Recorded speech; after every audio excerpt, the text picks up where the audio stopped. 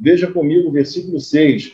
Um só Deus e Pai de todos, o qual é sobre todos e age por meio de todos e está em todos.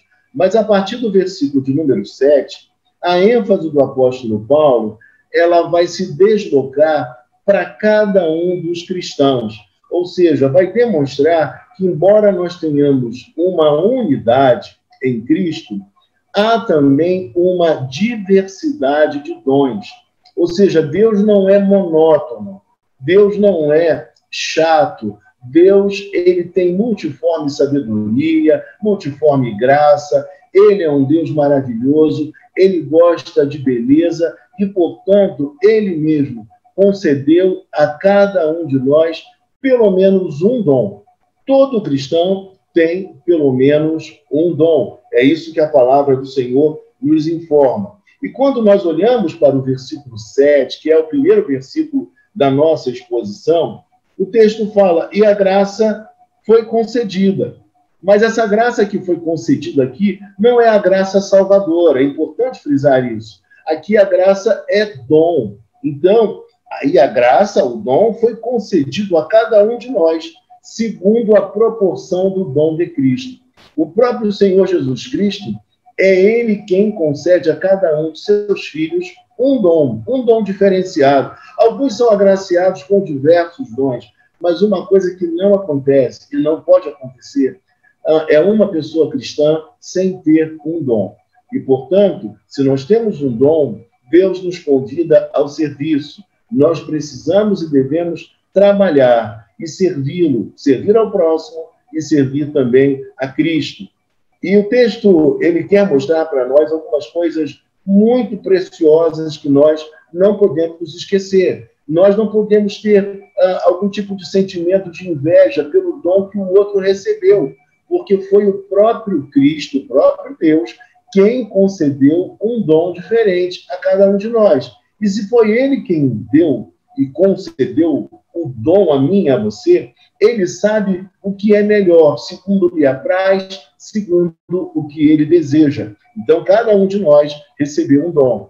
É importante dizer para você ainda que o corpo de Cristo, embora ele seja uma unidade, ele não é uma uniformidade. Nós somos um, mas nós não somos todos iguais. Não há uma uniformidade, que seria alguma coisa muito chata, estranha e até, por que não dizer, esquisita. Imagine você um corpo que fosse apenas com uma mão, né? Todos fossem como uma mão. Seria uma anomalia, seria algo muito estranho. Mas o corpo de Cristo, ele é composto por membros diferentes, com dons diferentes, com aptidões muito diferentes, e isso é importante que nós falemos. Também é importante dizer para você nesta hora que nós não podemos de maneira alguma nos inflarmos por causa do dom recebido da parte de Deus. Não devemos de maneira alguma achar que somos superiores às demais pessoas. Não podemos pensar dessa maneira, porque talvez tenhamos um dom mais evidente, que as luzes recaiam sobre esse dom. Nós não devemos de forma alguma nos inflarmos, porque os nossos dons não são propriamente nossos. Eles foram concedidos por Deus para que nós os sirvamos. Então, nós precisamos entender dessa forma. Também os nossos dons não devem ser utilizados por motivo de divisão no corpo. Quantas igrejas eu pude conhecer, quantas igrejas eu tomei conhecimento, que elas se dividiram por conta, entre aspas, de dons espirituais. Mas quando nós fomos e quando nós olhamos mais detidamente, nós percebemos que aquela divisão, ela na verdade foi motivada por outras questões, por outros problemas, por outros anseios que moviam as pessoas e também a liderança dessas igrejas. Então, não devemos utilizar os dons como um artifício para uma separação, para uma divisão, como se, por exemplo, existisse uma igreja mais poderosa do que a outra, uma igreja melhor do que a outra. Se deve lembrar do caso lá da igreja de Corinto, uma igreja repleta de dons, de muitos carismas, mas uma igreja que ela sofria justamente do partidarismo. e o próprio apóstolo Paulo encontra a solução para o problema daquela igreja. O antídoto, o remédio para aquela igreja tão espiritual, entre aspas, mas ao mesmo tempo tão problemática. E o antídoto era justamente o amor. Aquela igreja padecia de ter um amor nos relacionamentos, na convivência, porque o amor é o dom supremo. Quando nós damos lugar ao amor, obviamente as nossas diferenças, as nossas dificuldades, elas ficam em segundo plano, e é importante que a gente diga isso, elas ficam em segundo plano. E os nossos dons, eles são, da parte de Deus, um instrumento para a edificação, para a consolação, para a exortação, para que o corpo cresça bem estruturado. Apenas a guisa de uma ilustração, ontem, por exemplo, quando eu estive lá nesse sepultamento, eu queria frisar que nenhuma das 3 pessoas elas morreram de Covid, não, tá? As causas foram diferentes. E eu diria para você que como é bom você poder abrir a palavra e perceber que aquela palavra está sendo usada por Deus para trazer consolação a pessoas que estão sentidas, sofridas por conta de uma perda. E aí, quando nós olhamos para o texto sagrado, no versículo de número 8, o texto diz assim: por isso, diz, quando ele subiu às alturas, levou cativo o cativeiro e concedeu dons aos homens. Os versículos 8 e 9 são 2 versículos muito difíceis. São versículos em que os teólogos divergem profundamente sobre a sua interpretação. A minha interpretação sobre esses 2 versos é uma interpretação que eu entendo que seja mais natural. Ela é mais natural, ela é mais clara, ela salta do texto bíblico. E quando nós olhamos para o verso de número 8, nós percebemos que o texto, em conexão com o versículo de número 7, ele está nos dizendo algo muito importante, que esse Cristo que nos concede os dons, ele nos concede dons porque, primeiramente, ele foi humilhado, para depois ele vir a ser exaltado. Quando ele é exaltado, ele chama para si o reinado do cosmos e, ao mesmo tempo, ele tem agora a prerrogativa de conceder dons aos homens. O dom que você tem, foi ele quem te concedeu. O dom que eu tenho, foi ele também quem quis me dar. E quando eu olho para o texto bíblico, o texto expressa justamente essa realidade, que ele subiu às alturas, levando o cativo o cativeiro. Ele libertou todos aqueles que são seus filhos, todos aqueles que creem nele. Ele libertou a todos esses, dando liberdade espiritual, liberdade sobre o domínio do pecado, o domínio que vigorava ainda de Satanás. Hoje nós temos total liberdade, porque ele mesmo levou cativo o cativeiro. Então agora nós somos servos dele, nós estamos cativos não a Satanás, não ao mundo, não ao pecado, nós estamos cativos a ele, Jesus Cristo.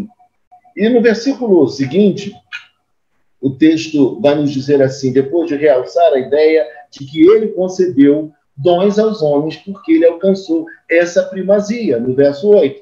No verso 9, ele nos diz, ora, o que quer dizer que subiu, senão que também havia descido até as regiões inferiores da terra.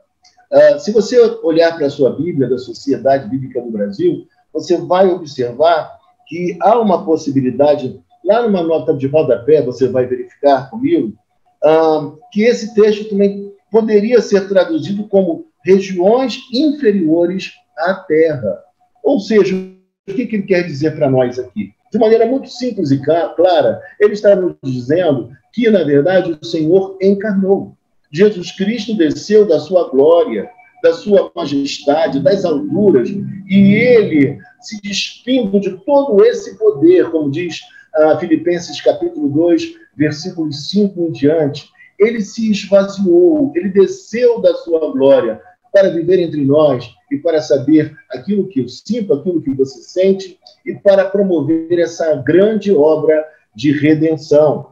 Então, o versículo de número 9, ele, de fato, nos esclarece que ele subiu, sim, mas que ele anteriormente ele desceu, ou seja, ele encarnou, e também pelo fato de ter encarnado, ele sofreu, ele se entregou na cruz, ele se humilhou por mim e por você. O que significa dizer que, primeiramente, vem a humilhação, para depois vir a exaltação. E isso é importante para nós hoje, até mesmo na nossa vida prática, em outras áreas, em outros ambientes da nossa existência, porque, por vezes, nós queremos uma exaltação, sem antes termos passado por momentos difíceis. Nós, às vezes, queremos queimar etapas, e a palavra de Deus nos mostra que sempre o caminho para a exaltação, ele passa primeiramente pela humilhação. O homem tem que entender que ele precisa se humilhar perante a poderosa mão de Deus, para que em tempo oportuno ele mesmo exalte a você, exalte a mim, exalte a cada um de nós. E aí, queridos irmãos, olhe ainda para o texto bíblico, veja comigo, lá no versículo de número 10. Aquele que desceu também é o mesmo que subiu acima de todos os céus, para encher todas as coisas. Alguns falam que aqui ele está dizendo que ele subiu ao terceiro céu, foi muito acima de tudo, foi realmente projetado a um grau de excelência extremo, e de lá ele governa todas as coisas, ele reina, ele é o Senhor do cosmos. A sua ressurreição, ela é fundamental para a nossa fé e também para a nossa própria redenção. E é isso que o texto está dizendo a mim e a você. No versículo 11, o texto nos fala assim: ele mesmo concedeu uns para apóstolos. E aqui eu queria dizer para vocês que apóstolo significa, na verdade, enviado. Mas nós temos os apóstolos de Cristo, que são os 12, talvez mais alguns, como diz John Stott, mas nós chamamos de 12. Então, são os 12 apóstolos de Cristo. São aqueles que tiveram uma revelação, que viram o Senhor ressuscitado, como, por exemplo, aconteceu com o apóstolo Paulo, também aconteceu com ele. Ele não era menor, porque também ele teve esse contato com o Cristo ressurreto, e também aquele que a pregação era autenticada, ou referendada, ou confirmada pelos sinais, pelos prodígios, pelos milagres. E nós também temos uma outra acepção para apóstolo. Apóstolo também eram os apóstolos da igreja, que nós poderíamos pensar em missionários. Eles tinham uma missão da parte da igreja, eram comissionados, cumpriam aquela determinada missão, mas não eram os apóstolos de Cristo. E, em terceiro lugar, uma outra acepção que nós poderíamos usar, e essa acepção engloba todos nós, é que apóstolo somos todos nós que fazemos parte do corpo de Cristo. Todos os cristãos são apóstolos. Nós fomos chamados por Deus para comunicar a sua palavra, para levar o seu conhecimento a este mundo que tanto carece, que tanto padece do amor de Jesus Cristo. E aí, o texto vai nos dizer, ainda, veja comigo, no verso 11, outros para profetas. E é importante dizer a você que nesses dias nós não temos mais o dom ministerial de profeta. Aquele profeta que dizia o que iria acontecer. Nós não temos mais. Algumas igrejas e alguns irmãos, eles se equivocam em sua espiritualidade quando eles se levantam e dizem, assim diz o Senhor. Estão equivocados. Alguns dizem ainda assim, eu, o Senhor teu Deus, te digo. Meus irmãos, isso é um equívoco tremendo. O cânon está fechado. E se alguém falasse assim, isso precisaria ser acrescentado à Bíblia. Mas o cânon, a Bíblia, a revelação, ela já está fechada. E nós precisamos compreender que nestes dias nós não temos mais profetas nesse sentido. Na Bíblia nós vemos alguns profetas no Novo Testamento. O principal deles, que a Bíblia menciona o nome, é Ágabo. Então, nós sabemos disso, que no tempo bíblico, do Novo Testamento, nós tivemos alguns profetas nesse sentido, prevendo coisas que iriam ainda acontecer. E, de fato, tiveram a sua importância e a sua relevância.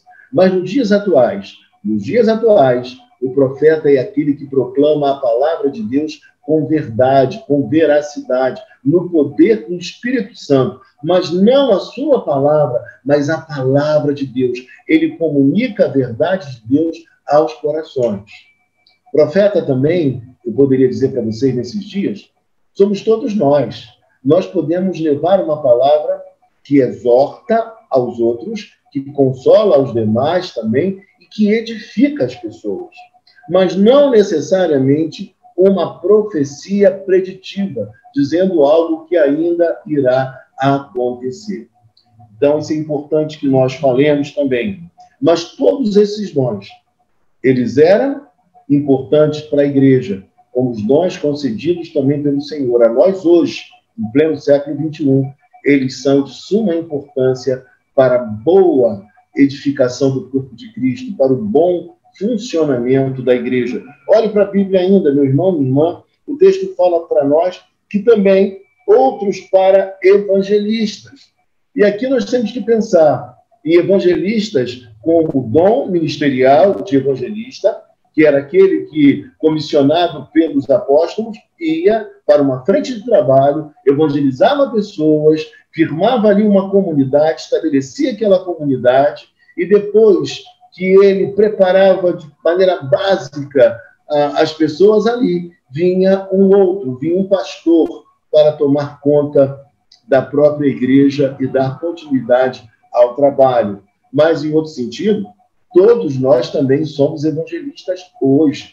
Nós também devemos e podemos, tanto pastores como membros da igreja, levar a mensagem do evangelho. É o que nós mais precisamos fazer. Não devemos tanto ficar pregando bobagens, promessas que a Bíblia não nos autoriza, dizendo que todas as pessoas serão curadas, que todas elas ficarão ricas e milionárias.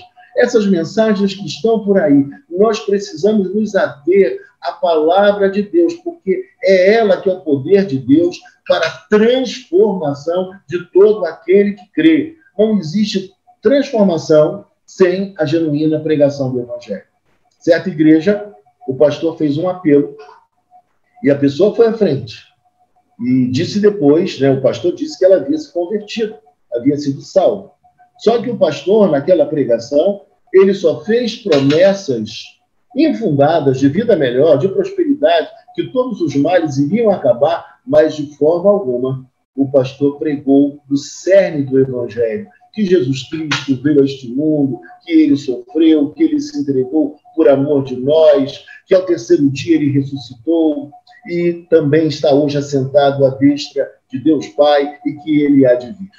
Irmãos, essa deve ser a nossa mensagem, o cerne da nossa pregação, que ele perdoa pecados dos dias atuais, que ele transforma vidas, que ele dá um novo coração, um novo sentido para a nossa existência, apesar de todas as lutas que nós continuaremos a enfrentar até o final dos nossos dias. Nossa pregação precisa ser uma pregação bíblica, eu diria mais ainda. Nossa pregação precisa ser uma pregação honesta. É isso que nós precisamos fazer. Não temos que enredar as pessoas com promessas equivocadas.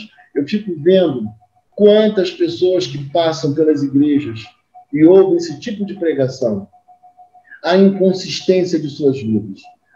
Elas não permanecem, elas não dão frutos, porque, na verdade, o que elas ouviram não foi o evangelho verdadeiro, mas foi uma pregação sobre um Cristo genérico e não o Cristo real. E quando nós olhamos ainda para o texto bíblico, veja comigo, o texto vai nos dizer ainda, e outros para pastores e mestres. Aqui mais uma divergência, uma certa discussão teológica, se seriam pastores e mestres ou pastores mestres. Mas os bons teólogos entendem que, na verdade, são pastores mestres. É um só ofício, mas um ofício que se desdobra em funções diferentes, em aspectos diferentes. Não existe aquela história de pastor da administração, como antigamente se dizia. Pastor do louvor. é o pastor que só louva, só canta e louva. Ele não prega, ele não pastoreia. Meu amado irmão, minha amada irmã, a Bíblia fala para nós com muita clareza, ao meu entender, ao meu sentir, por esse texto, que, na verdade, o Senhor concede à sua igreja para edificação pastores mestres. Ou seja, alguém que apacenta, alguém que cuida, alguém que zela pelo rebanho, mas, ao mesmo tempo, alguém que, ao fazer isso, ele concomitantemente, ele ensina a palavra, ele transmite conhecimento. Ele pode não ser a pessoa mais conhecedora das Escrituras.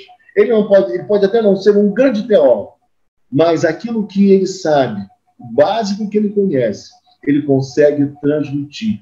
E o seu livro de consulta e de exposição é a Bíblia Sagrada. A Bíblia Sagrada. E deve ser a Bíblia Sagrada. Esse é o nosso foco, é o nosso ideal. É essa palavra que nós precisamos proclamar e comunicar às pessoas. E o texto nos diz ainda no verso 13, veja comigo, até que todos cheguemos à unidade da fé e do pleno conhecimento do Filho de Deus, à perfeita varonilidade, à medida da estatura da plenitude de Cristo. O que o texto quer dizer com isso? Que esses dons, eles foram concedidos por Deus à igreja para que a igreja ela fosse bem edificada, para que a igreja crescesse de maneira una, que a igreja pudesse ter, de fato, doutrina e ensinamento preciso, e nada tão importante como o ensinamento correto da palavra do Senhor. Mais do que nunca em nossos dias, nós estamos precisando de expositores fiéis das Escrituras Sagradas, porque há uma confusão tremenda. Muita gente pregando bobagens, ensinando coisas equivocadas, e a Bíblia Sagrada deve ser o nosso norte, a nossa bússola na comunicação do Evangelho. E é por conta de um ensino deficiente da palavra de Deus que muitos cristãos andam por aí de maneira complicada, dando um mau testemunho, não sabendo qual é a razão ou sua razão de ser e de existir, qual é o seu papel, qual é a sua função na sociedade, no mundo, com um conhecimento muito raquítico da palavra de Deus, o que, obviamente, vai desembocar numa espiritualidade completamente deturpada. E é disso que o apóstolo Paulo está tratando aqui com os irmãos de Éfeso. E é disso também que nós estamos tratando hoje, porque deve ser o cuidado de todo pastor, um pastor que preza pela Bíblia, uma igreja que ela comunica a verdade de Deus acima de qualquer outra coisa. E quando a gente olha para o versículo 14, isso vai ficar ainda mais evidente que o apóstolo Paulo está tratando. Por isso a importância de uma grande e de uma boa, de uma eficaz liderança na igreja. Eu fico muito contente quando eu vejo que a igreja tem pessoas chegando que são estudiosas, pessoas que querem conhecer mais profundamente a sua fé, que dão sua contribuição à sociedade numa área secular, mas, ao mesmo tempo, tudo isso é permeado pelo bom conhecimento das Escrituras e da boa teologia. A igreja precisa muito disso. E veja comigo o versículo 14. O versículo 14, o texto nos fala assim: para que não mais sejamos como meninos. A atividade dessa liderança, desses dons concedidos por Deus, é para que a igreja seja muito bem edificada e para que os crentes não sejam como meninos. É a primeira imagem que o apóstolo Paulo transmite a cada um de nós. Pense comigo uma coisa, meus irmãos. Quando a gente pensa em menino, em criança, em bebê, qual é a primeira ideia que nós temos?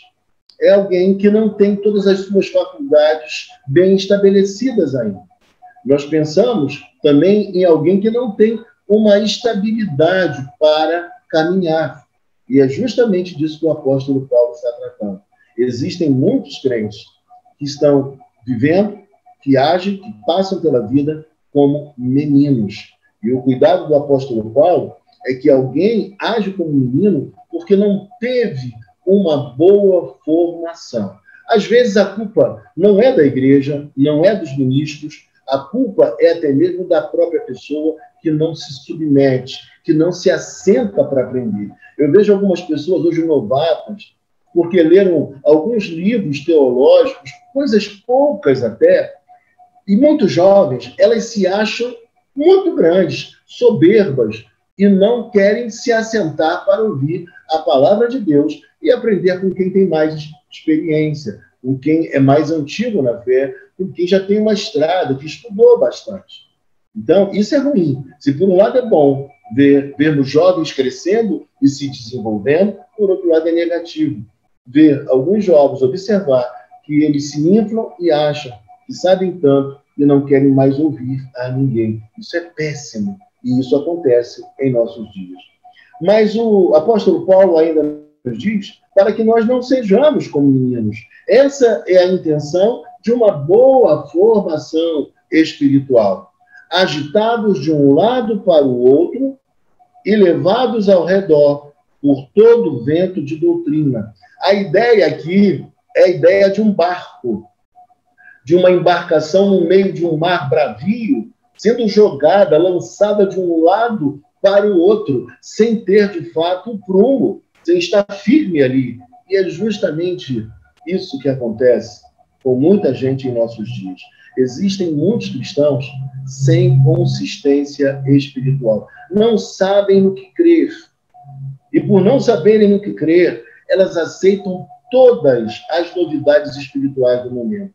Tudo que é modismo, essas pessoas acabam abraçando e são induzidas, enredadas por conta disso. Quem é mais antigo, assim como eu, deve lembrar do dente de ouro. Então, diziam que Deus estava dando dente de ouro.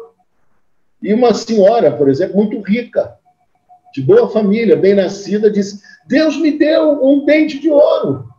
E aí várias pessoas pararam para olhar o dente de ouro daquela irmã. E, na verdade, era um bloco de ouro. Não era dente de ouro, coisa alguma. Uma mulher rica, ela talvez nem se lembrasse que, em dado momento em sua vida, ela fez um bloco daquele. Mas, na verdade, não estava acontecendo nada nesse sentido. Até porque, para que um dente de ouro?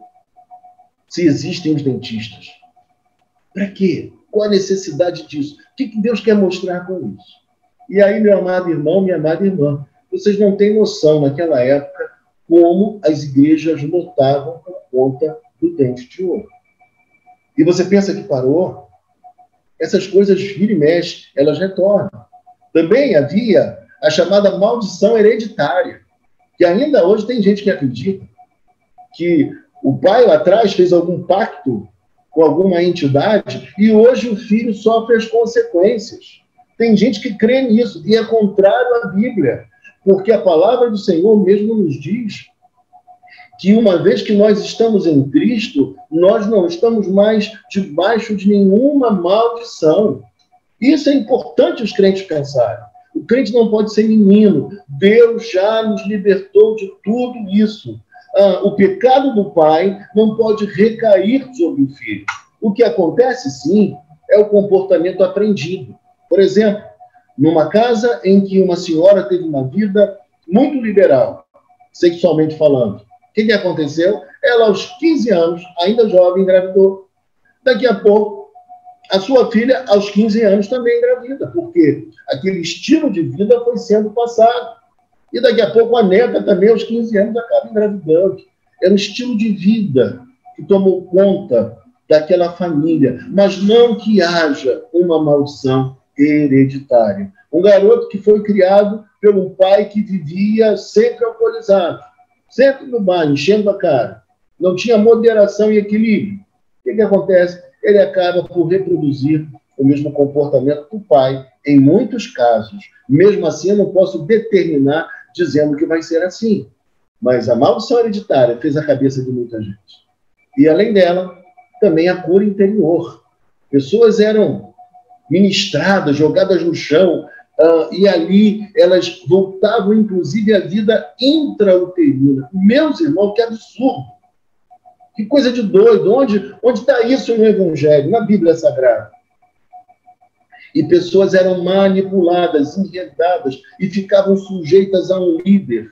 Nunca tiveram uma fé madura, nunca conheceram a Bíblia de maneira correta, porque os textos bíblicos eram usados por esses homens e mulheres para manipular pessoas, mas nunca a exposição exata da Bíblia Sagrada. Irmãos, o que Paulo está tratando aqui é algo muito sério para aquela época e é algo muito sério para a igreja em nossos dias. O cristianismo não pode ser caricato. O cristianismo não pode ser isso que as pessoas estão vendo por aí, porque dá susto. Isso afasta muita gente do evangelho, porque nenhuma pessoa em sã consciência, nenhuma pessoa de bom senso vai aceitar uma mensagem assim. E os espíritos territoriais, não sei se você já ouviu falar, tinha que se descobrir qual era o espírito territorial de determinada região para poder amarrar aquele espírito que governava aquela região, para assim a igreja poder crescer, se desenvolver e pregar bem o evangelho. Todas essas crendices estavam muito presentes. Tem até um livro da cultura cristã que o título é Os Crentes e Suas Crendices, salvo engano, o título é esse. Então, essas coisas todas estavam sendo disseminadas. E nós precisamos pensar em nossos dias que muita gente tem manipulado cristãos, porque os cristãos estão como que meninos. Algumas igrejas, pelo fato dos pastores não conseguirem fazer uma exposição bíblica, se debruçar nas escrituras sagradas, ler livros, pesquisar, eles preferem esse caminho mais fácil, de prometer aquilo que Deus não está prometendo e de pregar uma mensagem água com açúcar, porque para eles é muito mais fácil do que falar ao entendimento, à compreensão das pessoas e também ao coração. Paulo está trabalhando num contexto extremamente místico. E eu digo para você, nós também, o Brasil é um país extremamente místico. E aí, no versículo, ainda nos diz assim, versículo de número 14, pela artimanha dos homens, pela astúcia com que induzem ao erro. Essas pessoas, elas são adestradas em induzir as pessoas ao erro. Elas olham para você e tentam identificar os seus problemas. E eu vou dizer para você uma coisa nesta hora. Se você lida com o público, depois de um certo tempo, só em você olhar para ela, não é o Espírito Santo revelando, não. Você olha para a pessoa, você percebe se ela está bem, se ela está mal, se ela está triste, se ela não está triste, se ela está preocupada. Tudo isso você é capaz de perceber. Pela cor da pele, pelos olhos, você percebe se ela tem uma enfermidade ou não. Tudo isso nós percebemos pela experiência. Eu mesmo, durante a minha vida profissional, eu chegava numa casa, eu sabia, quem manda aqui é ela, quem manda aqui é ele. Se eu não atendê-lo bem, se ele não gostar do meu serviço, eu não vou conseguir vender para o outro. Porque é aquela pessoa que tem o poder decisório. Tudo isso você acaba aprendendo com o tempo. E essas pessoas, elas são sagazes nessa atividade. Vocês devem lembrar daquelas pessoas que, no centro do Rio de Janeiro, trabalham com dados, que mexem aqueles copinhos, que fazem aqueles tipos de artimanha e acabam enganando o outro. Tudo isso é imagem, é a terceira imagem que o apóstolo Paulo nos apresenta aqui. É a artimanha, é a destreza, é a astúcia daqueles que manipulam as coisas e tentam nos induzir ao erro. E qual a intenção deles? É que nós na verdade, nós sejamos presos, que nós sejamos enredados, manipulados, uma presa fácil, segundo os seus interesses. Nós que pregamos a teologia bíblica reformada, nós queremos libertar as pessoas porque esse é o papel do Evangelho. Nós não queremos ninguém preso a nós, manipulados por nós, porque nós sabemos que o Evangelho, ele é o poder de Deus para a transformação de todo aquele que crê. O problema é que nem sempre as pessoas que ouvem a mensagem libertadora, elas gostam disso. Por vezes elas querem viver de forma a serem manipuladas. Elas não conseguem viver na plena liberdade. Elas preferem que alguém diga para elas o que deve acontecer e o que não deve acontecer. Elas preferem que alguém diga, olha, Deus me revelou, Deus me mostrou. Bom, um rapaz que estava desempregado mais de 3 anos, um currículo maravilhoso. E ele se perguntava e dizia para a mulher, mulher, como eu estou desempregado, mulher? Um currículo como o meu, a empresa por onde eu passei, o cargo que eu ocupei, como eu ainda estou desempregado? Só que estávamos em uma crise muito grande. E aí, quando ele chegava nessa igreja em que ele ia, um rapaz hiper inteligente, um pastor muito limitado, pouco conhecia das escrituras, pastor muito vivo, cheio de astúcia, quando via, fazia um barulho com a boca, com o nariz e dizia: Deus te libertou agora. Eu não vou reproduzir agora, que seria esquisito isso. Mas ele dizia: Deus te libertou agora e foi feito um trabalho para você na cachoeira.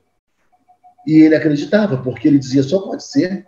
Eu estou há 3 anos desempregado, um currículo como esse, alguém fez um trabalho para mim. Daqui a pouco chegava a esposa dele e ele contava para a esposa a mesma coisa. E a esposa: está vendo? É mesmo, viu? O homem de Deus revelou isso. Irmãos, eu não estou negando que Deus possa usar uma pessoa. Mas eu vou dizer para vocês uma coisa. Em boa parte dos momentos, o que acontece é manipulação. E o apóstolo Paulo está preocupado com essa exacerbação do místico na própria igreja. Não quer que a visão espiritual dos irmãos de Éfeso se misturasse com a ideia cultural e espiritual daquela região. Que os irmãos da igreja soubessem dissociar uma coisa da outra. E aí, irmãos, o texto prossegue para a gente finalizar. O texto diz assim: mas, seguindo a verdade em amor. E aqui é importante dizer para você que a verdade nunca pode estar divorciada do amor. Verdade e amor precisam se casar, precisam caminhar de forma unida. Eu, em nome da verdade, eu não posso falar de forma ríspida como as pessoas. Eu preciso compreender o seu universo, as suas fragilidades, e de maneira muito atenciosa e muito amorosa, explicar a elas a verdade de Deus. Mas, ao mesmo tempo, eu não posso, em nome do amor, flexibilizar a verdade de Deus. A verdade é verdade e ela precisa ser anunciada. Porque quando a verdade ela é comunicada em amor, a pessoa que a ouve, ela encontra a verdadeira libertação para viver a sua vida em todos os aspectos, de forma sentimental, de forma profissional, em todos os aspectos da existência. Nós temos que parar com essas crendices. Quando você for escolher alguém para, por exemplo, namorar ou se casar, você precisa fazer escolhas bem assentadas e reflexivas. É uma pessoa que tem as características que a Bíblia fala como boas características para um homem ou para uma mulher de Deus? É uma pergunta que tem que ser feita. Eu preciso pensar: é um homem que cuida bem da casa, ama sua mãe, seu pai, é uma pessoa que gosta de trabalhar, é um homem estudioso, é um homem inteligente, ele tem a ver comigo? São perguntas que nós precisamos nos fazer. E, além dessas perguntas, dobrar o nosso joelho e pedir a Deus direção para a nossa vida. E é assim no aspecto profissional e em todos os aspectos da nossa própria existência.